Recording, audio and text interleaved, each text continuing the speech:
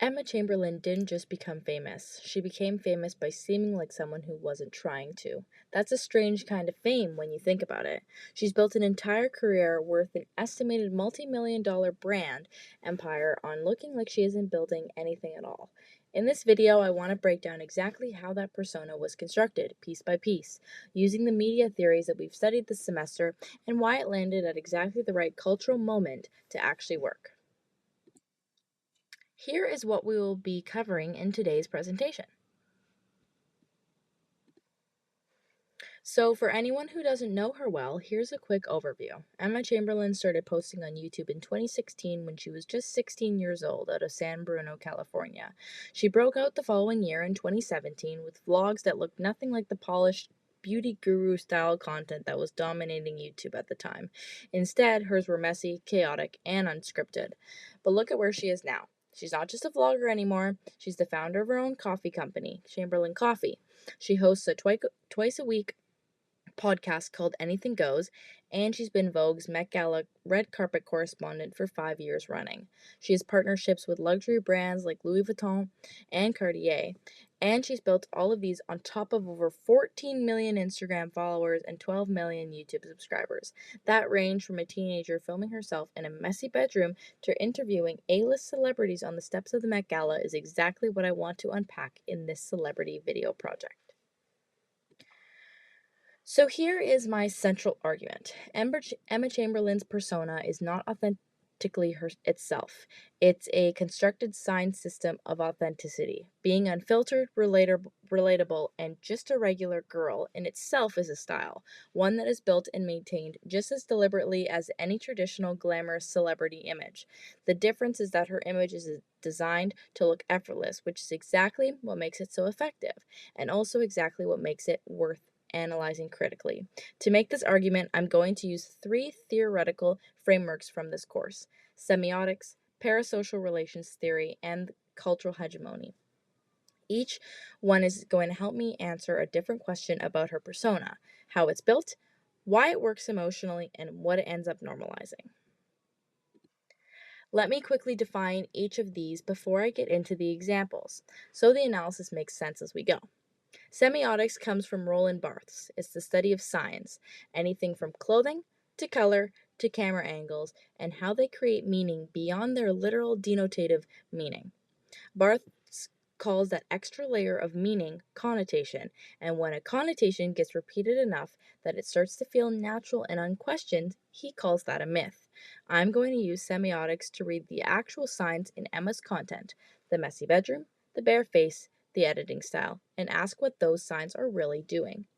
Parasocial relations theory explains why audiences develop real emotional attachments to media figures who don't know they exist. It tells us why fans feel the way they know Emma personally, even though the relationship only runs in one direction. And cultural hegemony comes from Antonio Gramsci. It's the idea that a ruling class or dominant system maintains power not through force, but by making its values seem like common sense, so natural that people don't even think to question them. I'm going to use this to show that what Emma's authentic girl persona quietly normalizes about the consumption, individualism, and success. Let's start with her 2017 to 2018 vlogs, where the form does as much work as the content. Fast zooms, jump cuts, text on the screen in our faces. She's filming in her actual bedroom, no makeup, and openly saying that she doesn't have her life figured out.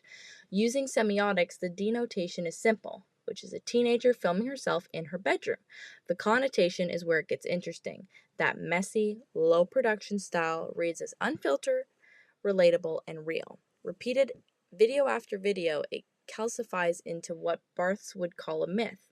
Raw and unpolished equals trustworthy, polished equals fake. That myth is what lets her stand out. Most successful YouTubers at the time used full makeup, lighting, and scripted content. Her rejection of that wasn't an absence of construction, it was a different construction, one that read as more genuine because it looked like the opposite of effort. Now the podcast, Anything Goes. This is where the parasocial side really takes shape. It launched in February 2020, days before COVID lockdowns began, and suddenly she was talking twice a week directly into the camera about mental health and everyday life, right as people were more isolated than ever. This checks nearly every box for how influencers build parasocial relationships. Conversation style, like FaceTiming a friend rather than a broadcast. Continuous presence, twice a week, building a routine around her voice, and curated vulnerability, sharing just enough to feel like real access without ever being fully unfiltered. A lot of listeners, myself included, describe it the same way. It felt like talking to a friend who validated your feelings. That's not an accident, it's a parasocial relationship working exactly as the theory predicts, especially launching into a moment of mass loneliness. Here's where cultural hegemony comes in. This is where the persona starts doing real economic work.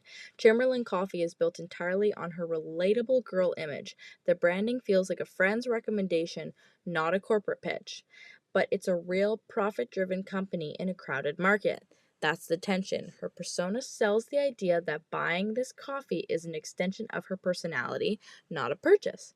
That's hegemony in action. Consumption repackaged as self expression, so a $60 a month subscription still fits inside a down to earth, anti materialistic image. Consumer capitalism keeps functioning, it just doesn't feel like it. This example shows how flexible that persona is. Since 2021, like mentioned before, Emma has hosted Vogue's Met Gala red carpet livestream, which is one of the most exclusive controlled events in entertainment. The moment that went viral was in 2022 when Jack Harlow said, "Love ya," and Emma just like bursted out laughing, completely unguarded on live television. Semiotically, that's a fascinating contradiction. The sign of the relatable outsider reacting genuinely instead of performing composure is exactly what makes her valuable inside an event built on exclusivity and that control. Her authenticity sign doesn't just survive there, it thrives because it stands out. Her persona isn't tied to one setting, it's more like portable, and it works because it's rare wherever she's placed. The clearest contradiction in her public image was in a 2019 Cosmopolitan interview.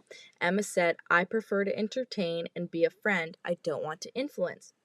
While already extremely wealthy as an influencer, in a profile that also mentioned her Louis Vuitton partnership. That's the same ideological work as the Kim Kardashians' "nobody wants to work these days" comment.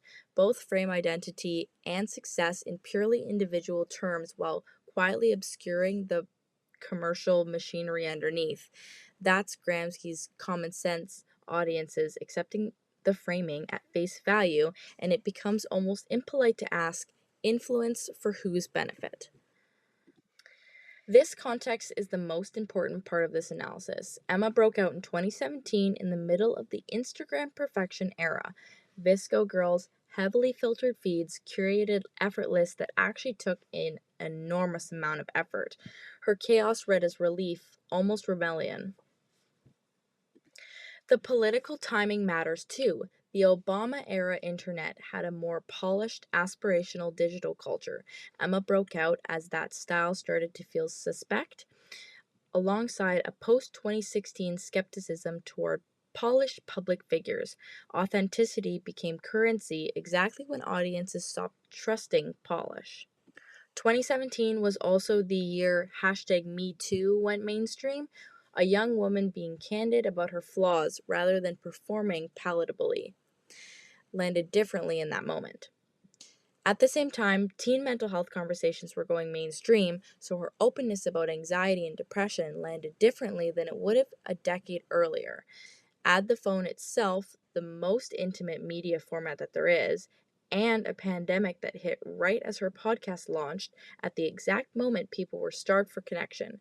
Curation, fatigue, political skepticism, mental health openness, phone intimacy, and pandemic isolation together basically created ideal conditions for this persona to take off when it did. It hasn't been uncomplicated rise, and the backlash tells us as much about the culture as the success does. There have been a few real controversies with Emma. In 2020, she apologized after an Instagram photo some fans read as insensitive to Asian people, and again after a resurfaced video showing foundation several shades too dark, read by some as blackface. In 2023, a $10,000 personal DM listing on her merch site went viral. Her team called it an old internal test that was never meant to go live. What's interesting is that these moments complicate her core sign of authentic girl who's just like you. Each time the response was a fast, direct apology, which in itself part of the persona. Even backlash gets folded back into the relatable, accountable image that she wants to be.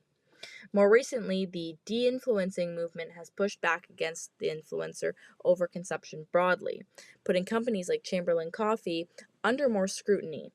This mirrors Taylor Swift's childless cat lady backlash. Even a beloved person generates friction once it collides with real world scrutiny. No persona can stay static. To bring this together, Emma Chamberlain's persona isn't the absence of construction, it's a specific, highly effective, marketable style of construction. Semiotics shows how the signs work: the bedroom, the bare face, the editing style, accumulating into a myth of authenticity. Parasocial theory explains why audiences feel so emotionally close to her, especially through formats designed for intimacy. And cultural hegemony shows that closeness normalizes consumption, refrained as self expression, success reframed as individual effort, both obscuring the business behind the persona. None of it would have worked without this specific cultural moment: curation fatigue, mental health openness, phone native intimacy, and a pandemic hungry for exactly the connection that Emma offered. Emma Chamberlain isn't an accident of talent or luck. She's a case study in how a persona gets built, sustained, and sold, while convincing us it was never built at all. And since I am studying fashion and technology, here is my for fun slide where I have some of my favorite looks that she has done. And here are my citations. Thank you for listening, and I hope you learned something new.